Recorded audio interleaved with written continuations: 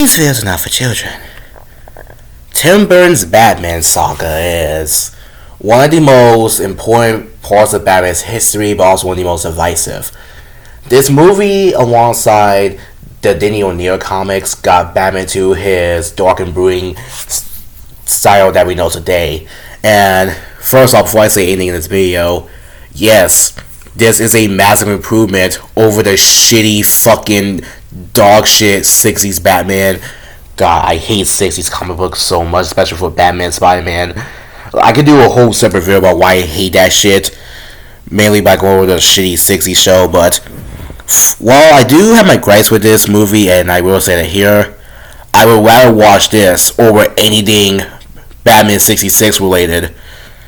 And this also was a film series that inspired the tone of Batman the Animated Series. Batman the Animated Series being not only one of my favorite cartoons, but one of the most important cartoons, especially of the 1990s, redefining Batman's entire mythos and what it means to actually make an actual good comic book show alongside the likes of Spider-Man the Animated Series, X-Men, and Superman the Animated Series. But this movie, I will not sit up here and lie and say it's not perfect. Just like with the Sam Raimi Spider-Man films. Just because something is old doesn't mean that it's automatically peak cinema. And these movies got a whole hell lot wrong. But I really want to focus on this one because the first Batman movie by Tim Burton I do think is boring. It was mainly carried by Joker. But I really don't have anything bad to say about it aside from Batman being a psychopath, which that got people to think that that's what he actually is, which no. But then, let's actually get into this movie properly. I'm not going over a whole plot recap, I'm just going to go over the characters and in general talk about the plot. For starters, Michael Keaton didn't do bad all as Batman. Alpha, the Batman, I think he probably has my favorite live action suit, aside from Ben Affleck's armor suit in Batman vs. Superman.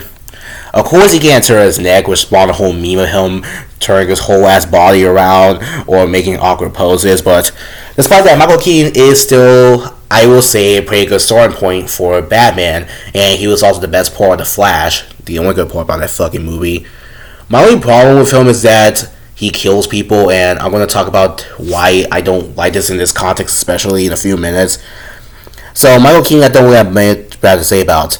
Now, the biggest thing with this movie and the most mixed thing of it, as well as my biggest problem, the main two villains, aside from Max Shreck, who is an OC for this movie, Penguin and Catwoman. Yeah, this is like the most memorable or unmemorable part about this movie.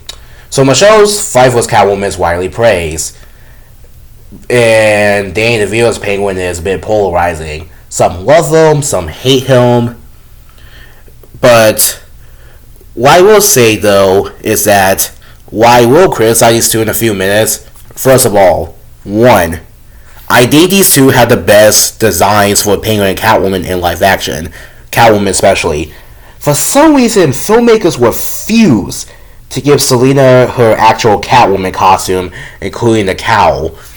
I hate how it has scratches on here, but even though I hate the scratches, I do get it because it's supposed to represent the fucked up lifestyle she has. And with Penguin, it's just straight on. Matter of fact, with this Penguin, he actually set the grounding point for what Penguin's design should be. Although begrudgingly, Batman the Animated Series does have this Penguin design, albeit begrudgingly because they wanted to use his regular design, so that's why he was treated like shit in Batman the Animated Series, but they got the design they wanted and the new Batman Adventures, but they still did a shit job with Penguin there. That's a story for another day. And the Arkham series, he does eat the raw fish like he does here. And in Batman 2004, he looks vaguely like this Penguin. So yeah, these are actually the movies that got Penguin his design. And I gotta say, I really like it. And secondly, they did not do bad at all in the roles. Matter of fact, I'm just gonna go and say this. Michelle Pfeiffer as Catwoman, Danny DeVito as Penguin, are, in my opinion, alongside Heath Ledger as Joker and Tom Hardy as Penguin, for the best live-action performances of a Batman villain. These four stand out in particularly to me because they became one with their costumes. They got so into these roles that they actually did weird shit even while not filming. They in the video actually ate raw fish. So Michelle Pfeiffer taught herself how to use a bullwhip just for this movie, and she deadass put a bird in her mouth in that one scene.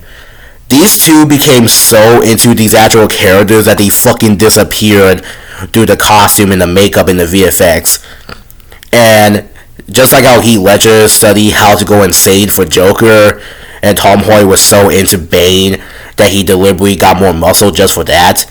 Props to these two for actually going all into this. So yeah, the problem is not these two. The writing though,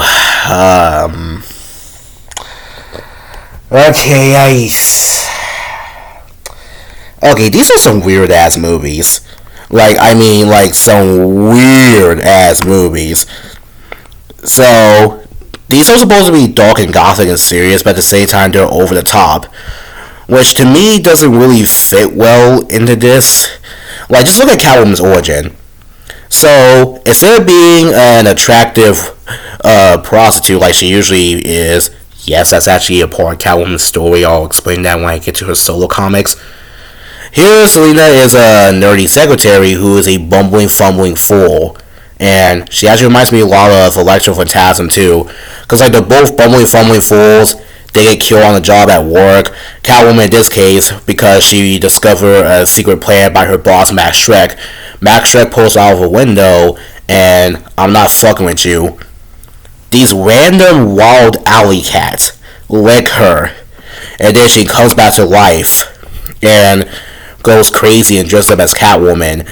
They also take her cat name way too literally. She licks herself, she drinks milk out of a bowl, she has 9 lives, and she mouths.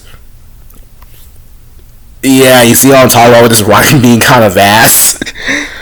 Again, like, I get it's like a comic book, but like, yeah, obviously this shit was not in the comics at all. I have no idea why it's like this. Like, out of all the origins, why this one? I mean, yeah, she still has a relationship with Batman, but here Selina is mentally insane, and she has dissociative identity, and she wants to kill Max Schreck, and Batman's like, oh, you can't kill. But then, like, Batman's a fucking hypocrite because he spends this movie, the first movie, killing niggas. This movie literally tries a bomb in someone's chest, smiles evilly, then knocks him to a ditch and blows him up. So yeah, that's just him being a hypocrite. I do like how at the end, Selina's cat is lost and Batman takes it in and adopts it. And according to the behind the scenes material, these two did work out the relationship in The Flash and got together. So if that's true, then hey, good on you. But still, yeah, this is not at all a good Catwoman, like at all, both conceptually wise and execution. But for the dedication, I do have to give her some points. Still, though, not my first pick. Penguin. Once again, I like the look. The look is spot on. In general, these movies have a problem with this, where, like, the villains will actually be spot on. Like, this also is in, like, the next movie. Like, Riddler and Two-Face look spot on, and Batman and Robin, the villains for the most part look spot on, but their personalities would be way off. Like, Riddler and Joker's names are literal. Two-Face does everything in two, so that's literal, but they made him dumb. Bane does look like the comics, but they made him a fucking idiot, like Spider-Man 3 Venom, who just destroys shit. And Poison Ivy is, yeah, I'll get to the such shit if I get to Batman and Robin. Hopefully I don't. And so with Penguin here, I actually like what he do with his story. So, he was a gross, disfigured baby that killed and ate the family cat. His parents didn't want him, so they threw him to a river. He landed into the sewer where he was raised by penguins. Again, Catwoman Penguin stories here fucking suck. But as an adult, he's now an urban legend as being this gigantic penguin monster. Max Schreck tricks him into running for mayor to help him cover up his scheme. All the while, Penguin plans to dethrone Max Schreck and take over Gotham himself. Yes, Gotham is that fucked up that a little penguin monster can win for mayor. Penguin is overly horny in this movie where he's a creep towards women, which I do kind of see that for him because in the comics he's a gentleman of crime and he's very sleazy. He literally runs a strip club called the Iceberg Lounge. He doesn't have that in this movie. His new incarnation with Colin Farrell has that. And you combine the look of this penguin and the personality of Colin Farrell, to me you have the ultimate penguin. Like, take this design, mix it with Colin Farrell, you have the ultimate penguin in my eyes. Take this look for Catwoman and combine it with the new one from Matt Reeves' Batman saga.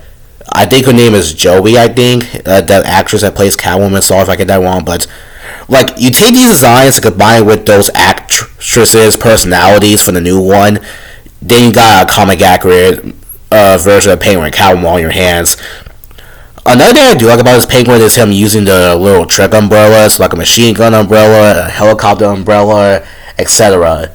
Because Penguin, when he first appeared, did use umbrellas. He doesn't use these anymore, he uses generic mob boss stuff, which, that kind of sucks. The umbrellas is what made Penguin stand out, he was unique. But I get it, he's a mob boss, so they want to distance themselves from this goofy shit. But I don't know, I like Penguin using his little umbrellas. Another thing that I find funny too is in this movie, Batman and Penguin actually fight over who gets to fuck Catwoman. That's actually a fucking thing that happens. So in the first movie, Joker and Batman argue who gets to fuck Vicky Vale, and Joker's mad at Batman for not only ruining his mafia, but for also taking his girl. And Penguin's mad at Batman for the same thing. He ruined his mayor campaign, and Catwoman's in love with Batman, and Penguin wants to have Catwoman. And what's funny too is that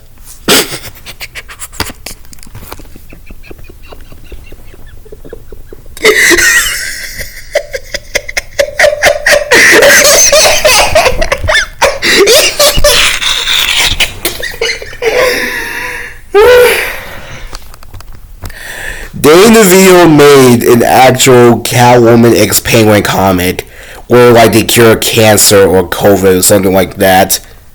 This is a weird fucking comic. This is as bad as you expect it to be, but it's funny as shit. So is this a good Batman movie? Hell no. Will I watch it again? In small doses for Penguin and Catwoman, sure. Is this a bad movie? No. Again, this movie did kill the Tim Burton films where they canceled the third one and made Batman Forever instead because this movie was too dark for children. Although, again, yeah, you could get away with some stuff in the 90s, but you couldn't really get away with a lot of stuff like that. I still think it was fine, but yeah, definitely not a first pick for me.